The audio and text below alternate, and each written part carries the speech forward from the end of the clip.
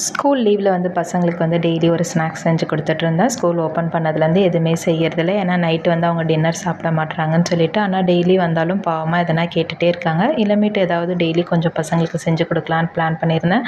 நம்ம வீட்டில் பசுமாடு இருக்கிறதால வந்து பால் கொஞ்சம் இன்றைக்கி அதிகமாக மீந்திருந்ததால் பசங்களுக்கு ரசகுல்லா செஞ்சுருந்தேன். பாலை காய்ச்சிட்டு அதில் வந்து லெமன் பிழிஞ்சு விட்டால் பால் நல்லா திரிஞ்சு வந்துடும். அதை நம்ம தனியாக அந்த லெமன் வாசனை போகிறதுக்கு 2 வாட்டி அலசி எடுத்துக்கலாம். நான் அலசி எடுக்கும்போது எங்கள் வீட்டில் அந்த தண்ணி பார்த்திங்கன்னா எந்த அளவுக்கு அதில் நெய் வந்து தேங்கியிருக்குன்னு பார்த்துருப்பீங்க.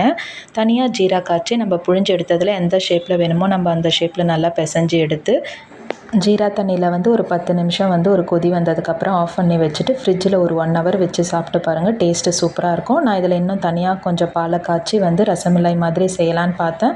ஆனால் அதுவரையில் என்னோடய பசங்க பொறுக்கல, அப்படியே சாப்பிட்லான்னு சொல்லிட்டு எடுத்து சாப்பிட ஆரம்பிச்சிட்டாங்க. அதுலேயும் ஸ்பூனை கூட எடுத்து வச்சுட்டு எங்கள் புகழ் சாப்பிட ஆரம்பிச்சிட்டான். இந்த வீடியோ உங்களுக்கு பிடிச்சிருந்தா என்னோடய சேனலை சப்ஸ்கிரைப் பண்ணிக்கோங்க. தேங்க்யூ.